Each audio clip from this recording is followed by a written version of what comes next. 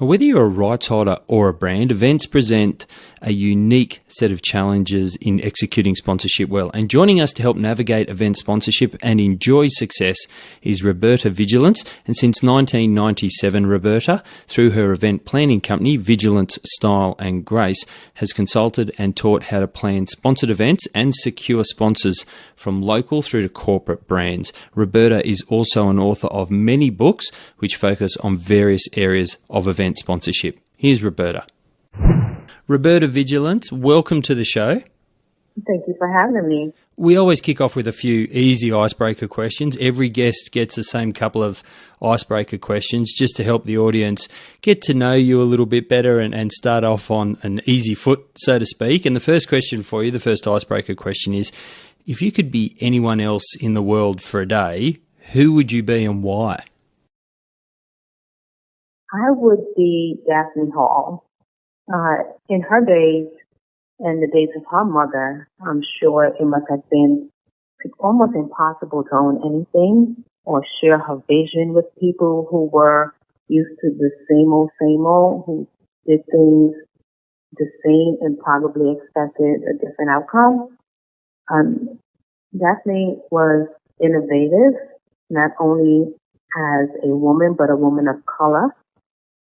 Daphne Hall is my grandmother. She had 4 children. One passed away at a young age. She was able to leave each one of her surviving child a home with land. And I chose to be her for one day just to get to meet my great-grandmother and maybe even my great-great-grandmother, to be among innovative thinkers and leaders. Wow, that is some achievement to be able to leave each of one of your children a home. I'm not sure I'm going to be able to do that for my children. Roberta, the second question is, what was your first ever job? My first job, Danielle, was at 16. Right, I worked as a cashier at a supermarket in New York City. Looking back now in hindsight, I believe it was preparing me to work in sales. The job, it was much more than ringing up a sale, right? It was answering customers' questions. It was keeping the area clean to attract customers, making sure that my register balanced out, etc. So I think all of that was preparing me for where I am today.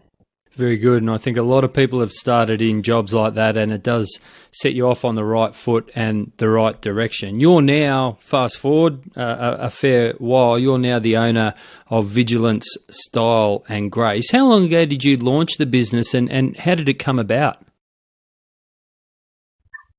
Actually, February 19th of this year, it's going to be 20 years. I was in college, simultaneously working as an account executive in 1997, when this young woman, her name is Sebastian, she came into the office. I was at the front desk. I was covering for the receptionist at the time. Sebastian and we hit it off.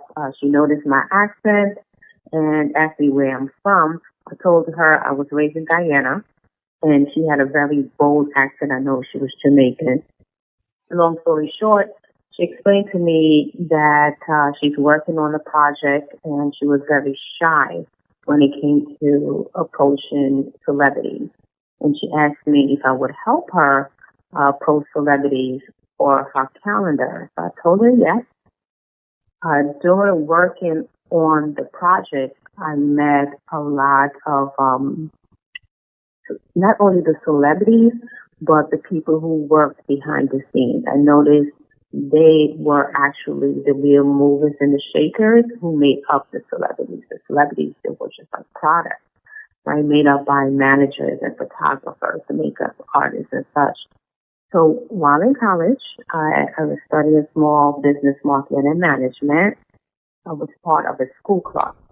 I noticed that the students in lots of the school clubs, including the one that I belonged to, they wanted to sing and dance. Hence, they planned lots of shows. So being somewhat knowledgeable about the entertainment business at that time and hearing lots of stories of how young people had to sleep their way to the top to becoming the next renowned singer or dancer, I decided to leverage my awareness from working on the project, what I've seen, and my connection that I made to educate young people about different professions that the industry offered. And so they can use that to get their foot in the door. I mean, if you want to think it was the top, fine, but here is an event to help you get your feet into that door. So I started to plan events. I had no experience, no prior experience in events planning. I needed money to implement the event, so I asked companies to invest.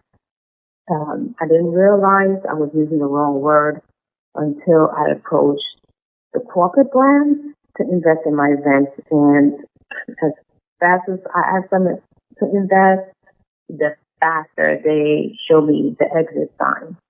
So it was horrific. It was embarrassing. And somehow the word sponsorship came into my realm. I don't know how. I can't tell you that because I don't know. It's not something I learned in school. I didn't read it. No one taught it to me. So when the word came to me, when I kept my pitch, with the exception of changing my vocabulary from invest to sponsor, and here I am, speaking to you, the world of sponsorship opened up for me. And so it's opened up and you've been successful for, I think you said before, coming up on 20 years. Can you just outline maybe one or two of maybe some of your favourite or most high-profile events and clients that you've worked with? Sure. My events, all the events that I've planned were sponsored. I planned the seminars, fashion and talent shows, open mics, different themed events. My sponsors include Adidas, Tommy Hilfiger, Rite Aid, Liberty Partnership Program, Kinko's Models, among many others, some of which are private sponsors. And no doubt over that period of time, considering your expertise in the event sponsorship industry, you've had events probably of all types contacting you for assistance. You know, Roberta, can you please help us secure some sponsors? What are some red flags or signs that you pick up when you're talking to a potential client, a potential event, that tell you that the things that they tell you that just indicates to you that maybe they're not quite ready for sponsorship? I do get approached a lot from prospects looking, for me to secure sponsors for them. It's something that I strayed away from because a lot of sponsorship seekers, they do not understand really what sponsorship is. This is one of the hugest red flags, and it's still is happening today, is calling sponsorship a donation. So every time I hear it, I actually cringe, especially from sponsorship professionals, quote and unquote, sponsorship professionals. Totally turned off by that.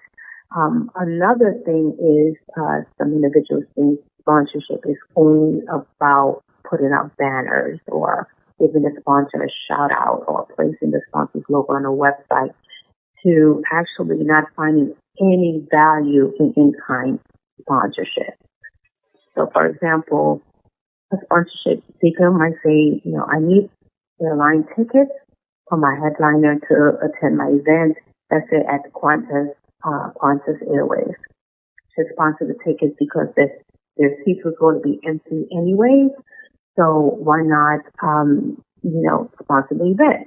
I think that is a huge red flag that once the property does not understand how sponsorship works and they are not going to take care of the sponsor or the sponsorship.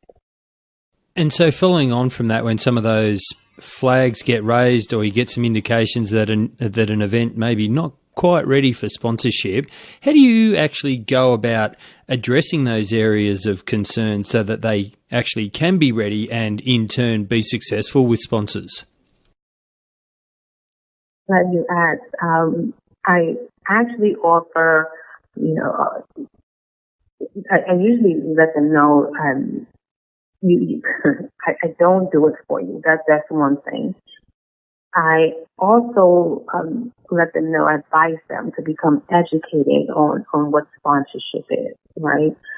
Whether it's through reading a book, I even offer myself, Danielle, on Facebook Live, where I come on now I do it once a month, to answer questions so that sponsorship speakers can become more aware, familiar with sponsorship. Also, I would advise for them to join groups on LinkedIn, follow sponsorship professionals, learn from them, actually just learn the fundamentals of sponsorship. Roberta, are there certain sponsor objectives that are better or more easily achieved through event sponsorship rather than those other rights holders? I believe, the eight core objectives that you're familiar with, that still stands. Through event sponsorship, sponsors can use, as you mentioned, the brand awareness, the brand positioning, community engagement, and relation building to achieve generational consumers and supporters. I don't know why the focus is not on that as yet. Generational consumers is very important. Another objective I would add is brand perception. How does the audience feel or view the sponsor's product? Specifically, if there's a strong message attached to the product or service. For example, the launch of a new medicine or converting to a new currency. Brand perception is very important as well. And do you think there are certain brand categories that are better suited to considering event sponsorship as opposed to other types of sponsorship? Daniel, I don't think so. I believe each category in its own right it serves a direct purpose. So there are categories that show how different brands can come together to support a common cause. Then in another category, the sponsorship can show how one brand can be the boss or maintain power within a certain industry or among a certain group. So I don't believe so. I don't think so. What about, have you worked on any event sponsorship where there's a brand that's sponsoring the event and might be considered for maybe the target audience or the general public from the outside in, they might consider that brand sponsoring that event as being a poor or an unusual fit, but in execution, it was actually excellent? Absolutely. I remember a couple of years, I think this was in the late 90s, when I say a couple of years, or maybe the early 20s, it was during Halloween, during the season of Halloween, and I planned a costume party for children, and the best costume won a cash prize. Rite Aid was known in the community as just filling prescriptions and wouldn't be seen, wouldn't be viewed as such a good fit for a children's event or a costume party for children. However, Danielle, if you were to look deeper, you'll notice that Rite Aid products, if you're familiar with the brand, like a Walgreens, something like that. Well, Rite Aid, their products and services serve an entire family from children to parents. So Rite Aid did not only fill prescriptions, but sold costumes, birthday cards, candy, skin lotion, to everything else that family can actually use. So if you're looking from the outside in, you're not seeing it. but it makes a great partnership between the community and Rite Aid. With so many events on these days, and with there being lots of audience crossover in terms of an audience will be engaged and or attend one event, and then they will attend different events. So there's lots of audience crossover. People are attending multiple events. It's not like a rights holder who was a sports team where the audience or the fans really just follow that one team. And so with so many events and lots of crossover, how do events position themselves as unique and actually stand out from the crowd, that crowd of other events, and stand out to sponsors? Definitely consistency. Consistency is important. One of the hugest event we can think of is the Olympics, right? Consistency, the sport, NFL. Consistency is important. Other ways events can stand out is to stop copying other events and to focus on their event's purpose. So let's say we're planning an event, you and I, Danielle, and we're planning an event. We're both planning a music festival, but separately. So some of the questions that we may ask ourselves, why am I planning this event? So people can have fun. Who are the people? College students. Where do they live? Brooklyn, Queens, and Manhattan. So tell me more. They love to make music. They love to listen to music. Am I looking to make money? How much? So same questions, however, our answer might be totally different. So focus on your event's purpose. Another way to stand out is to focus on unique benefits that this event has to offer. So for example, if it's a private meeting behind the scenes with level C executives or activated mergers that give the audience an enhanced experience or a memorable experience. So those are some of the ways that events could stand out. Another is offering the sponsors exciting and strategic activations. Old school strategies are still valuable, meaning logos on the shirts, banners at events, radio and podcast mentions. Still has value. However, when activated through experiential marketing, which is something I truly, truly love and would love to see more of, partner with technology, artificial intelligence, things like that, fireworks, it happens. The audience, what happens is the audience can actually follow the path which leads them to the sponsors. So, for example, when I listen to a program and hear this program is sponsored by XYZ, I'm thinking not only as a prospective supporter, but also as a sponsorship professional, okay, that was a shout out to this sponsor, but what do they want me to do, or how does a shout out equal ROI? So that's one way that, or another way that an event can actually stand out. Yeah, I think there's some great pointers for the listeners in there.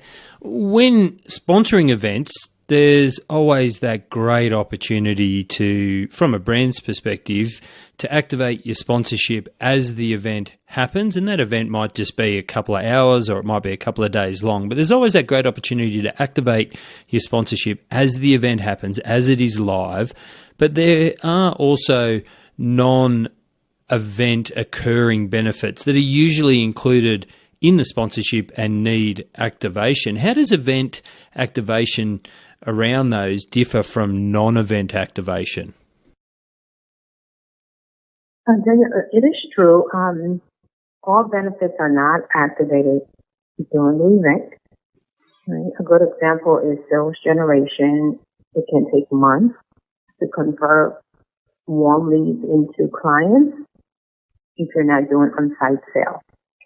But had it not been for that event, the sponsor would have to spend much more for those leads. And what are your thoughts on that spend? What are your thoughts on what a brand should be spending on event activation, proportionate maybe to their overall sponsorship of an event? There's so many strategies. When I mentioned that I love experiential marketing, we have the relationship marketing, content marketing, and the cost associated with each one, it differs. It's based on relationship, right? What I would pay for something, maybe someone another person would pay for something. It's based on perception of value. It's based on geographical area and such things. So I think that really it should be left up to the property to decide how much they need to spend on event activation out of the overall sponsorship of the event. And staying on activations, what's an example of one of your favourite activations from an event? What did they do? If you could let us know what you think the objectives were around it and why you think it was well executed. Definitely Red Bull is the only one really that stands out, that actually comes to mind when I think about great activations. When I think of anything having to do with high energy or being energized, Red Bull has cornered the market segment. What Red Bull has done, they actually positioned themselves more on an intangible side. So, for example, Red Bull, it makes you feel like you have wings, or it makes you feel you can go the extra mile and you need a boost, whenever you need that boost of energy. Or if you're at a party, it makes you feel that, you drink the Red Bull, you'll put an extra boogie in your step. So they did pretty well by partnering with brands, partnering with events that are high energy events. They did pretty good for that. So Red Bull, anything high energy, Red Bull is conquered that partnership. And as we touched on earlier, you've been working in this space, focused on this space for just coming up to 20 years. Over that time, how have you seen brands' approaches to sponsoring events change? I'm seeing larger brands partnering with smaller and community-oriented events. So that's good. I'm also seeing that brands, oh my God, I'm so happy for this part, that they're actually expecting a return on their investment. I know it's a huge problem. How do you measure it? So that is a huge problem, but at least the conversation has started. I first learned about Raymore and Flanagan through an event that I attended that took place inside of a Raymore and Flanagan store. Then I started to see the brands being at more community events than on local news. So they are attached, and I see that the larger brands are, they're going deep by engaging with the community, and after that, it just kind of like spread. So I see that change taking place. And on the flip side, over the same period of time, how have you seen the events, the rights holders change their approach to being sponsored and how they position and execute it and manage it? What I'm noticing with the rights holders, they are thinking, to sort of on the flip side, just as you said, they are approaching the smaller brands for sponsorship.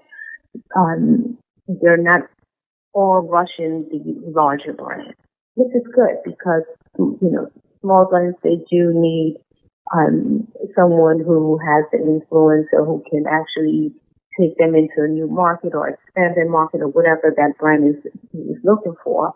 Also, right holders, they want more control.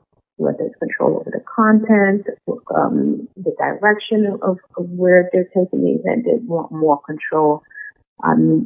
They're trying not to let the sponsor or the sponsorship overshadow the purpose or the reason they're having the event. Simultaneously, they are coming up with different creative ways by incorporating technologies for sponsors to engage with their audience. So they're using technology to enhance the engagement, the audience engagement. I think that a lot. They're getting very creative. I wish I had this question ready earlier when you were speaking about Red Bull, because I think Red Bull are the masters of this approach. But I'm curious about whether you think essentially brands creating their own events and actually owning them and executing them, or their own experiences, versus sponsoring a rights holder that has an established event and essentially trying to access somebody else's audience, is a good approach or not? That's a great question, Danielle, because it's something that I thought about, and until now, it's like to give it some consideration. On my side of it is that there isn't anything wrong with being self-contained, right? But brands have to remember that rights holders are the ones who influence their audience and are the ones who have the following. So it's not practical it's not practical at this time. Of course, there's always, an exception to the rule, but overall, it's not practical. Now, in my research, I know that you believe that brands that target communities in trying to sell their products or services should partner with the communities in which they sell that product or service. And while that might on the surface seem like a straightforward approach, it seems like it would be a win-win. However, how does a brand go about doing that without it feeling like they are just engaging with and committing to the community purely for a commercial gain? Well, it's obvious that brands enter communities to fulfill needs via their products and services. Those needs can always be met by competition who are outside the communities, especially if the competition is having a sale. So I'll give you an example. I attended a grand opening of a bank a few months back. I noticed a few things. One, the neighborhood was becoming gentrified. Two, it will be years before gentrification takes full effect. And three, there was another bank that has been in the community for years, just feet away from the grand opening. The doors were open, but no one came in. So as I was speaking with a few of the bank's executives, I mentioned to them the significance of engaging with the current community through education. For example, how to open bank accounts for small children, how to become credit worthy for a loan. I'm sure that's more than the other bank was offering. One thing I found that's very, is very funny is, how people will walk past an establishment that is 50 feet away from them to go to another establishment that's 100 feet away. And that's all because a brand does not engage with the community they're currently in. I think that's an interesting point and quite insightful. Roberta, when we enter into sponsorships, there's a lot of contractual things that both sides need to deliver on. They're the non-negotiable, so to speak, and usually that's skewed very heavily towards a sponsor supporting a rights holder, i.e., the rights holder has to deliver a bunch of contractual benefits as part of that agreement, and they are non-negotiable. But I'm curious about whether there's any maybe easy and genuine ways that a rights holder can support a sponsor outside of what they're contractually obliged to? Danielle, the discussion needs to take place. Right? It needs to happen. There are lots of event organizers who are self-contained, and brands are missing out.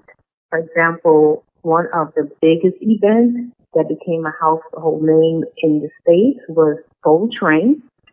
No brand association, hence no brand loyalty was established. There are event organizers today who have a huge following and supporters in various industries and countries, some of whom I've asked, why haven't you partnered with sponsors? And the most common response among this group was non-negotiable. So it's important for right holders to choose sponsors that they like. Right?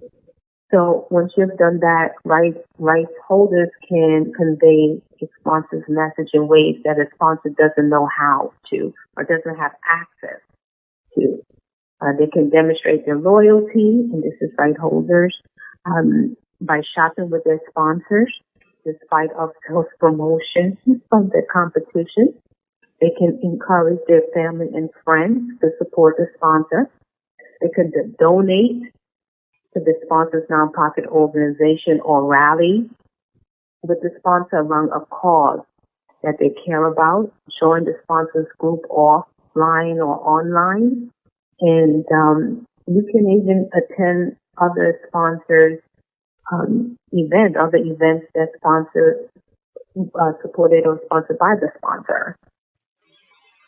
There's some great ideas in there that I hope people had a pen and paper or writing those down, or we'll go back and listen to that part of the podcast again, because I think there's some really good suggestions in there to really show that you care about the sponsor and that it's not just a contractual obligation. Roberta, you once secured some sponsorship for an event from Tommy Hilfiger, but the process was overshadowed by rumours of racism. Can you share that story?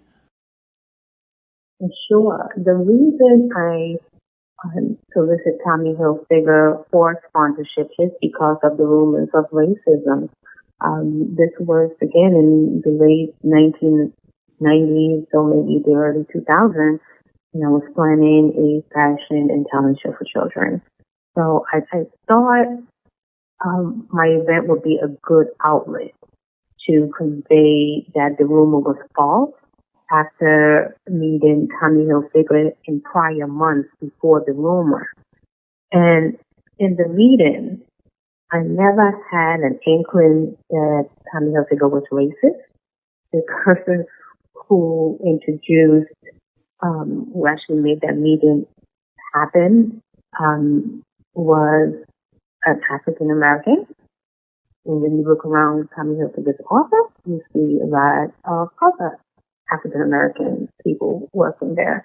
And I'm not saying that's the reason I don't think he was racist. I'm saying when I was in that meeting, I didn't get that. I got that he's a forward thinker.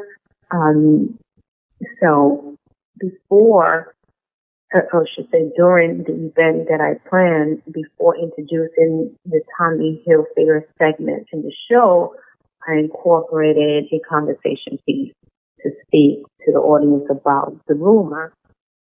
After the conversation and explaining how Tommy Hilfiger brand is helping the children meet their goals, the audience became more receptive to engaging with the brand again. And that has been passed down to the generation, which is not only the parents, but the children who were part of the show, including my son who was in the show. So he needs to go shopping right now and has to choose between, another brand and Tommy Hilfiger. That's how it works. We are Tommy Hilfiger all the way.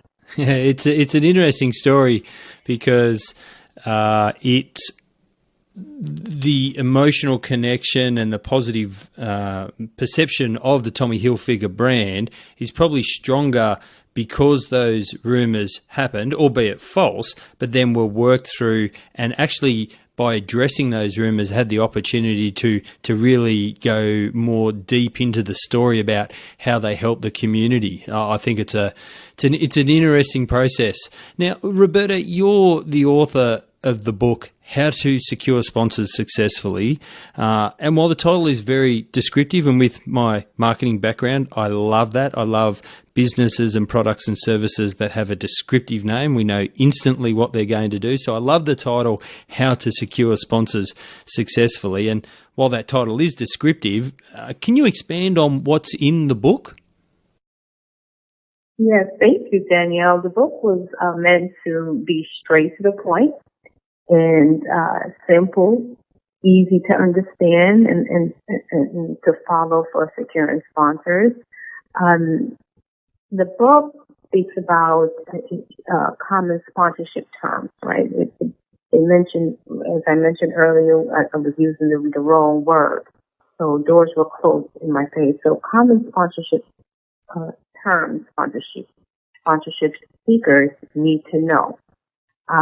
It also has the 15-second pitch, right, to communicate with sponsors. So a person might be nervous when they call; they don't know what to say. Here's a 15-second pitch. Just tweak it if you find so. That's there. Another thing too is sponsorship proposals. How do you write a sponsorship proposal?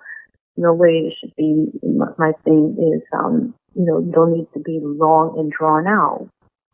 It should be straight to the point. So in the book, it shows you how to write a sponsorship proposal, and a sample is also included in there.